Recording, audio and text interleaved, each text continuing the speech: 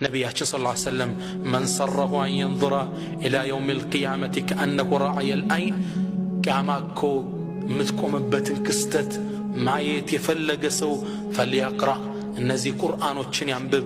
አንደኛ ኢዘ ሸምሱ ኩዊረት ሚለውን ያንብብ። ሁለተኛ ኢዘ ሰማኡ እንፈጠረት ሚለውን ያንብብ። ሶስተኛ ኢዘ ሰማኡ እንሸቀት።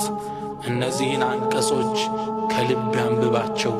የቂያማን ክስተት በአይኑ እንዳየው ይሆናል አሉ። አላህም ስብሓነሁ ወተዓላ የመጀመሪያውን አያት አንቀጽ ሲያብራራልን ቁርአን ላይ እንዲህ ይለናል።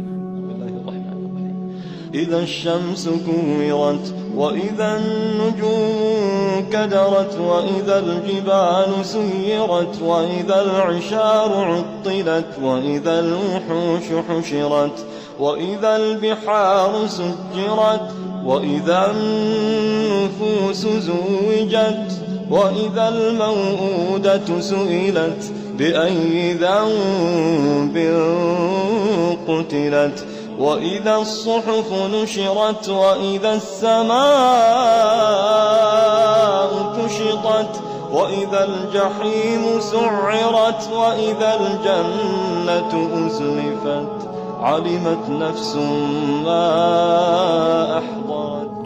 إذا الشمس كورت ፀሐይም በተጠቀለለችና ብርሃኗን ባጣሽ ጊዜ ወኢዘ النجوم انكدرت ከዋክብትም በረገፉ ጊዜ ከዋክብት ከፀሐይ የሚበልጡ ከዋክብቶች ሁሉ አሉ፣ እነሱ ተበታትነው ይረግፋሉ። ወኢዘ الجبال سيرت ተራሮች በተራመዱ ጊዜ ተራራ ይላመዳል? አዎ ይበተናል። ويسألونك عن الجبال فقل ينسفها ربي نسفا ስለ ተራራ ይጠይቋል።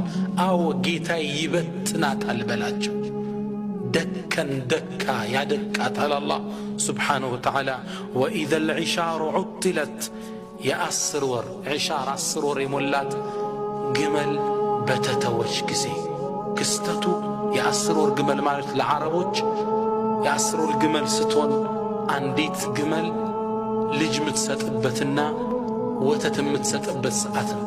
በጣም ውድ ናት በእነሱ ዘመን።